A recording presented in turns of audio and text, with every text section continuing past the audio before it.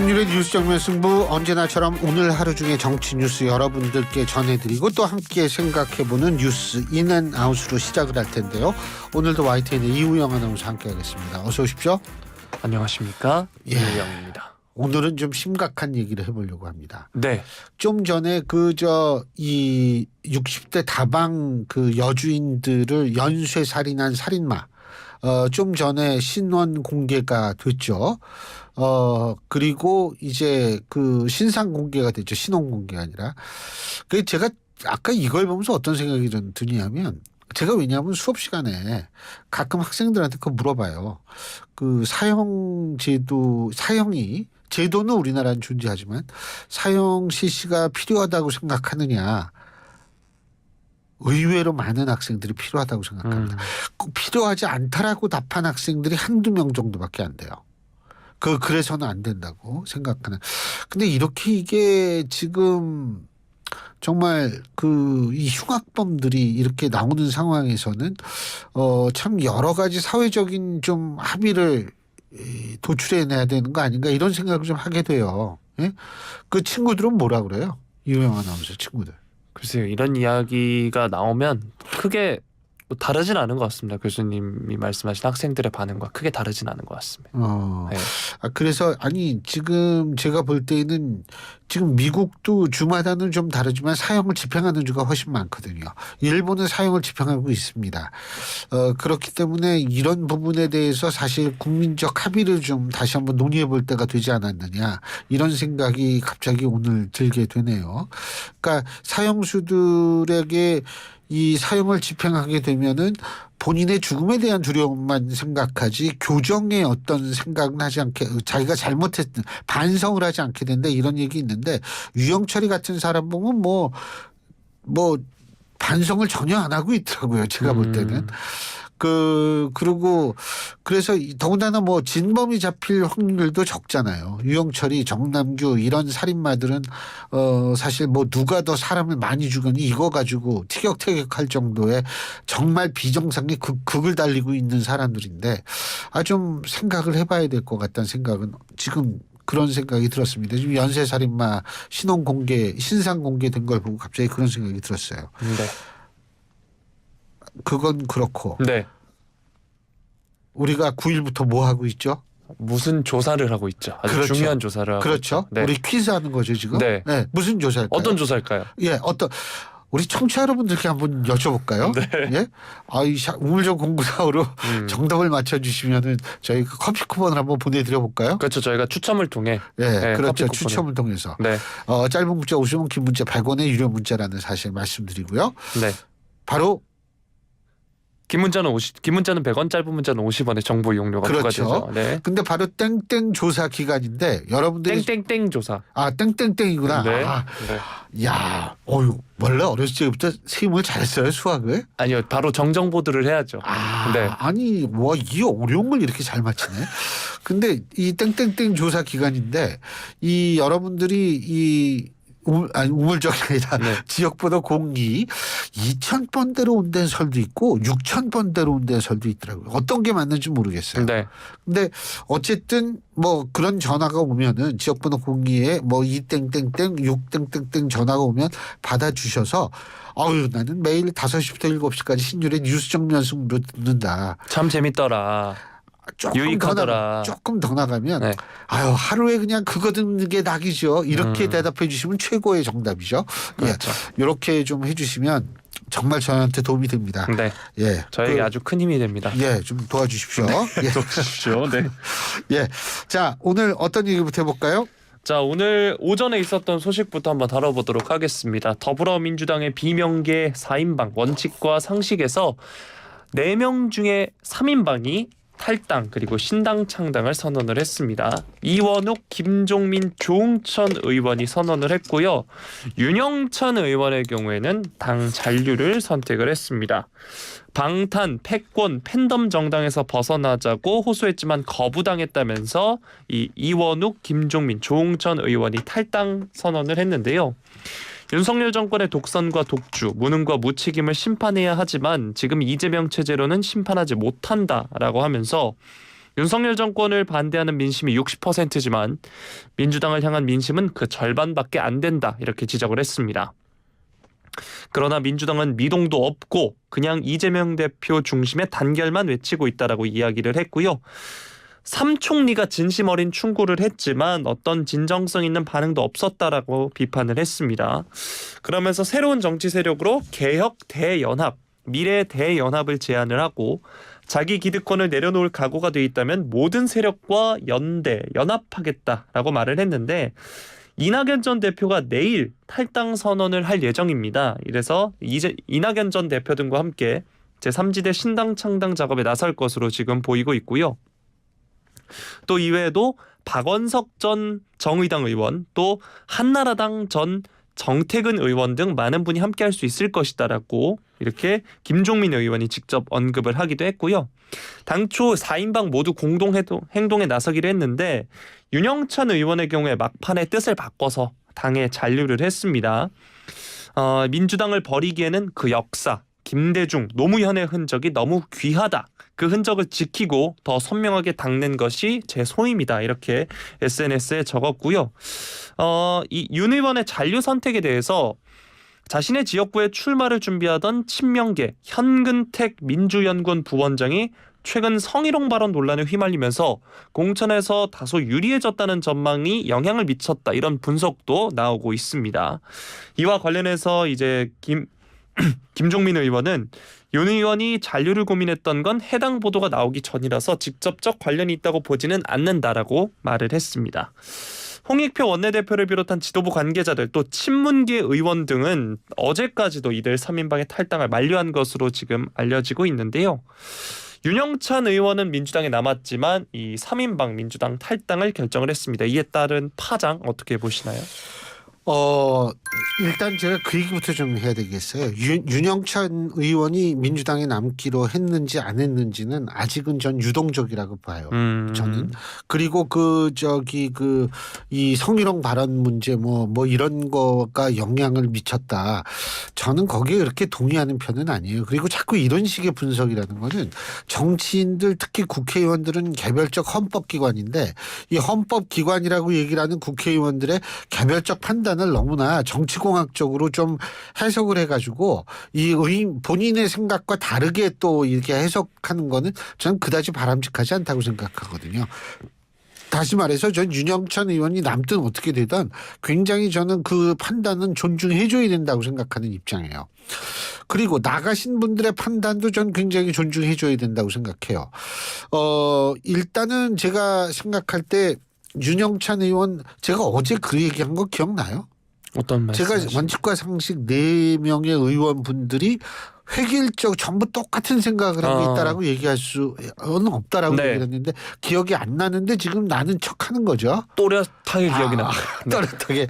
아유 참 연기도 잘해. 바로 5분 전처럼. 그래서 그 윤영찬 의원 같은 경우에는 사실은 다른 분들하고 좀 달라요. 이낙연계거든요. 윤영찬 의원은. 근데 제가 알기로는 탈당한 3분의 의원이 이낙연 의원과 같이 정당을 할 가능성은 크지 않은 걸로 알고 있거든요. 이분들은 자신들의 독자 신당을 추진하면 추진했지 이낙연 전 대표와 함께 정당을 만들 생각은 크지 않은 것으로 알고 있는데 윤영찬 의원만은 뭐냐 하면 이낙연 전 대표의 그 계파라고 얘기할 수 있기 때문에 이게 나가서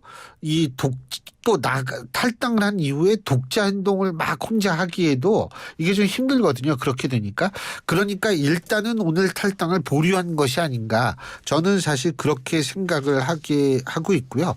이낙연 전 대표의 관계라는 게 또 중요한 거 아니겠어요? 그렇기 때문에 저는 그런 측면이 있다 이런 생각이 들고 파장은 크죠. 근데 그 파장은 잠시 후에 말씀드리겠습니다. 직접 인터뷰에서 하시나요? 아니요. 네.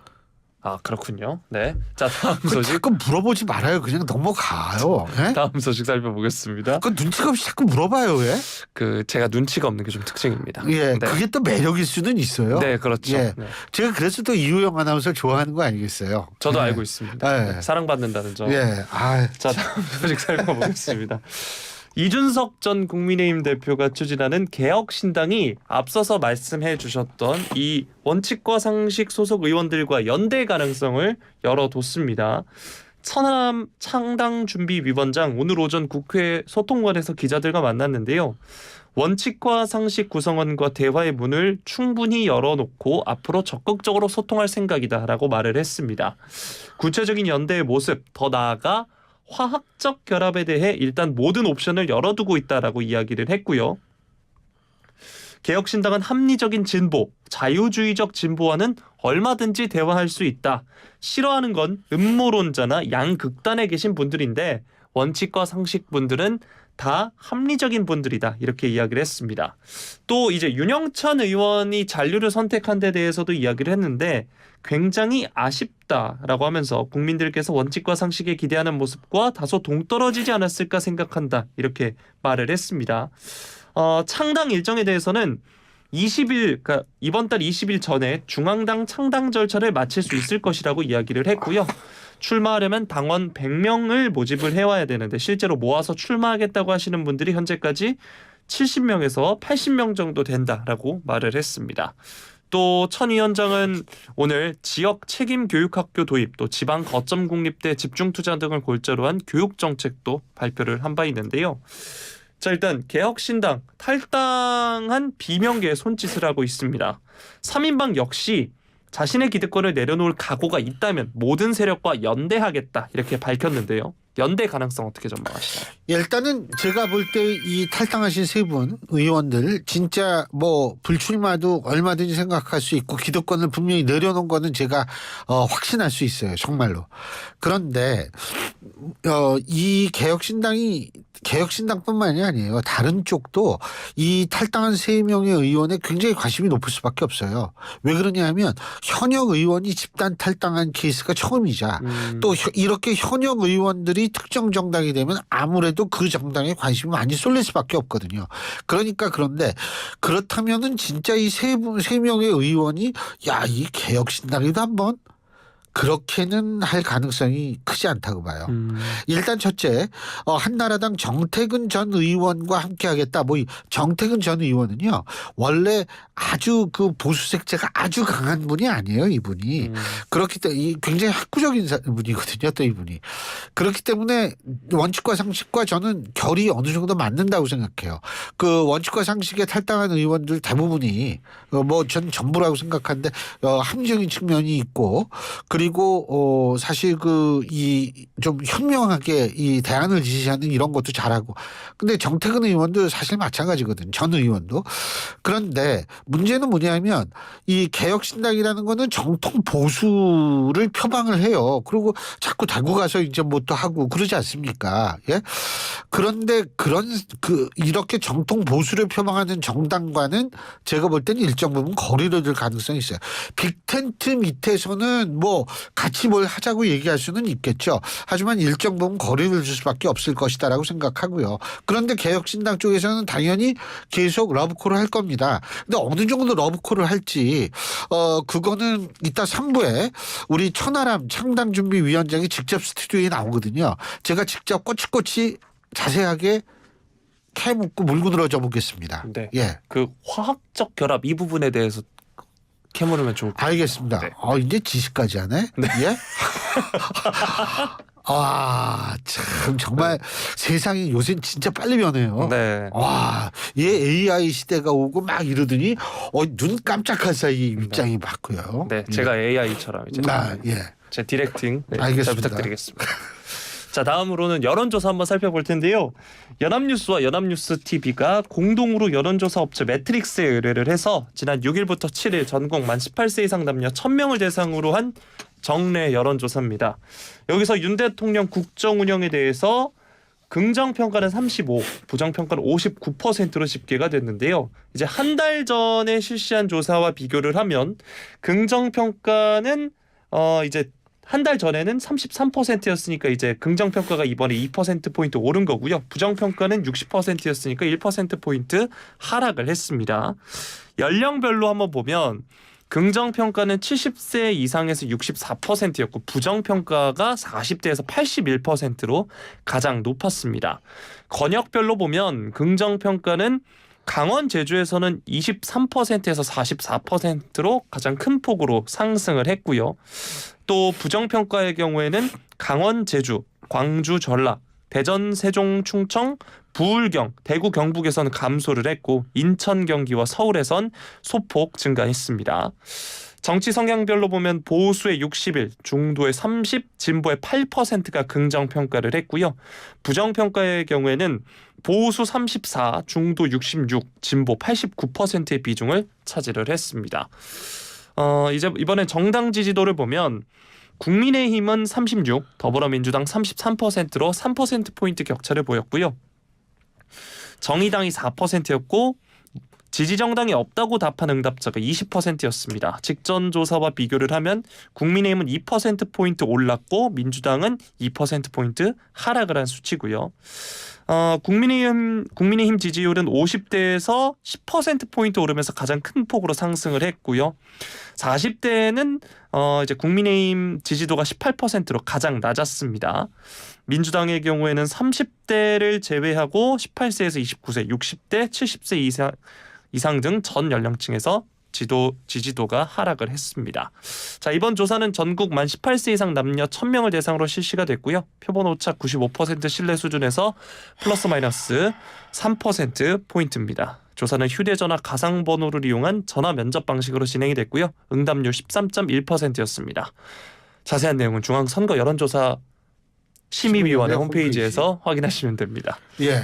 네, 수고했어요. 총선을 앞두고 이런 여론조사에 대해 사실 정치권에서 민감하게 반응을 할 텐데요. 그래서 이제 그제도 이 중앙선거 여론조사 심의위원회가 부실한 선거 여론조사 회사 30곳의 등록을 취소하기로 했다 이렇게 밝혔다는 뉴스가 전해지기도 했는데요. 이번 여론조사 총평 부탁드리겠습니다. 일단은 뭐 저는 이 대통령 지지율이 조금 상승했다. 그런 측면에서 의미 부여가 아직은 좀 가능하지 않다. 왜 그러냐면 대통령 지지율이 박스권에서 지금 헤매고 있거든요. 이게 40%를 못 넘어요. 40% 근처까지는 가는데 40%를 못 넘고 40%만 넘는다고 되는 게 아니에요. 최소한도 제가 볼 때는 40% 중반 정도는 돼야지 좀 안심하고 선거를 할 수 있는 상황이 아닌가 이런 생각이 들기 때문에 아직은 제가 볼 때는 이번 조사 결과도 박스권이다. 박스권에 머물고 있음을 확인한 결과다. 그런데 이제 12일 만에 내일 모레죠. 한국갤럽에서도 정례 여론조사 갤럽 리포트가 나오니까 그때 어떻게 나오는지 한번 보면은 될 것 같고. 근데 재밌는 게 국민의힘이 민주당보다 높잖아요. 지지율이. 예? 그런데 지지율은 높은데 대통령 지지율은 박스권에 있다. 이게 참 흥미로운 현상인데 그리고 제가 이제 한 가지만 말씀드리고 싶은 게 우리나라 그래가지고 30곳의 등록을 취소하기로 했다고 했는데 잘한 일이죠. 그런데 아직도 많아요. 일본의 3배 정도 많습니다. 그리고 프랑스에는 한 5배 정도 많아요. 프랑스보다. 그러니까 여론조사 기관이 너무 많다라는 거. 그래서 저는 이게 지금 여론조사 전문가 한 명 이상만 되면 된다. 이거 3명으로 강화하니까 이게 30곳 정도가 이게 등록이 취소된 거거든요. 근데 앞으로는 말이에요.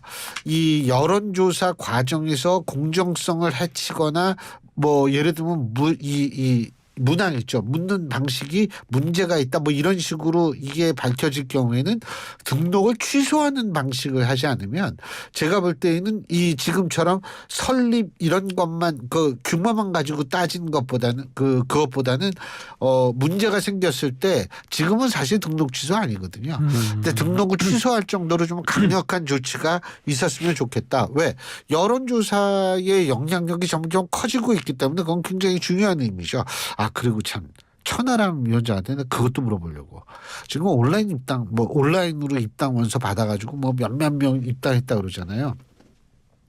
내가 오늘 우리 방송국에 오면서 기자님 전화를 받았는데 그렇다고 그러더라고요. 그 온라인 입당번호 낸 중에서 게시판에 저는 군인인데 모르고 군인 입당하면 안 됩니다.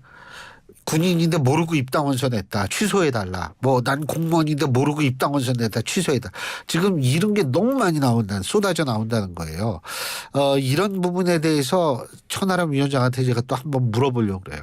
사실 이게 물론 정당 차원에서 걸리기 쉽지도 않고 선관위에서도 걸리기 쉽지 않은 문제지만 노력은 해야죠. 참고로 여러분 그게 왜 문제가 되느냐 하면 군인을 비롯한 모든 공무원이 당적을 가지면 안 됩니다. 법적으로. 그렇기 때문에 이게 간단한 문제는 아니기 때문에 내가 한번 물어보려고 그래요. 예. 자, 마지막 소식 살펴보도록 하겠습니다. 국민의힘 한동훈 비대위원장 오늘 경남 창원 컨벤션 센터에서 열린 경남도당 신년 인사회에 참석을 했습니다. 여기서 우리 당은 특별감찰관 추천에 대해 민주당과 협의할 준비가 돼 있다라고 말을 했는데요. 특별감찰관은 이미 존재하는 제도니 국회에서 추천하면 된다. 문재인 정권은 내내 추천하지 않았다라면서 말을 했습니다. 그리고 제2부속실 설치는 필요하다고 생각한다고 이야기를 했고요. 대통령실이 깊이 있게 검토한다고 했으니 지켜보면 될 것이다. 이렇게 말을 했습니다. 김건희 여사 리스크 관리를 요구하는 당내 목소리에 대해선 다양한 생각을 많이 이야기하는 것은 당연히 환영받을 일이라면서 잘 듣겠다라고 말을 했습니다. 또 최근에 이제 많이 보도가 된 게 현직 부장검사 등의 총선 출마 러시에 대해서도 이야기가 나왔는데 현직 검사장도 나온다고 하지 않나 이성윤 검사장이라면서 황운하법 이후 많은 게 흐트러졌다. 대법원 판례에 의해 그것 자체는 본인 권리다 이렇게 말을 했는데요. 이 언급한 판례가 민주당 황운하 의원이 현직 경찰 신분으로 당선이 됐지만 이후 대법원이 공직 사퇴 기간 내에 사직서를 냈다면 사표가 수리되지 않았더라도 출마할 수 있다고 판단해서 의원직을 유지한 것을 말을 합니다. 자, 한동훈 장관이 오늘 제2부속실에 대해서도 직접 언급을 했고요. 김 여사 리스크와 관련해서도 이야기를 했는데 앞으로의 전국 어떻게 전망을 하시나요? 저는 일단은 그 황운하 의원으로 촉발된 이른바 황운하 판례 이거를 다시 한번 좀 짚어봤으면 좋겠다는 생각이 들어요. 이게 제가 좀 아까 그랬잖아요. 공무원 당적 가시면 안 되거든요. 네. 근데 사직서를 냈는데 수리가 안 됐어요. 그럼 공무원 신분이거든요. 예? 근데 공무원 신분이 당적을 가지면 안 되는데 당적을 가져도 안 되는데 특정 정당의 후보로 출마해서 당선까지 돼버려요. 근데 이게 사직서를 냈으니까 괜찮다. 저는 사실은 이게 법의 취지 공무원은 당적을 가지면 안 된다. 다시 말해서 정책이라면 안 된다는 얘기인데 이 입법 취지를 대법원이 당시 판결할 때 너무 간단하게 생각하지 않았는가라는 약간의 좀 우려와 의구심이 들기 때문에 이 부분을 다시 한번 좀 생각했으면 좋겠다는 생각이 들어요. 저는. 이게 그러니까 이제 대법원은 이렇게 생각한 거예요. 사표를 냈는데 수리를 안 해주니까 이건 직업 선택의 자유를 제한하는 것이다라고 돼 있는데 이게 왜 그럼 수리가 안 됐느냐를 생각해야죠. 이게 징계 절차가 시작이 되거나 혹은 공무원 신분으로서 뭔가 범법 의혹이 있다라고 생각해서 수사 혹은 이 재판이 진행될 때는 수리를 못하게 돼 있기 때문에 수리 안 한 거거든요. 그래서 저는 이 부분에 대해서 다시 한번 대법원이 생각해야 되는 것 아닌가 이런 생각이 들고 제2부속실 김 여사 리스크 글쎄요 제2부속실 조희진 의원께서는 얼마 전에 우리랑 인터뷰할 때 제2부속실에도 이 감찰의 기능을 집어넣으면 된다고 말씀을 하셨는데 그럴 수도 있겠지만 전 특별감찰관과 민정수석실 둘 중에 하나는 좌우지간 있어야 돼요. 지금 둘 다 없거든요. 제2부속실보다도 전 시급한 게 두 개라고 생각하기 때문에 이거에 대한 대통령실과 여당에 대한 입장 개진이 저는 아주 필요하다고 봅니다. 이게 말로만 할 문제가 아니에요. 예, 오늘 여기까지 하죠. 수고하셨습니다. 예, 지금까지 YTN의 이우영 아나운서였습니다. 고맙습니다.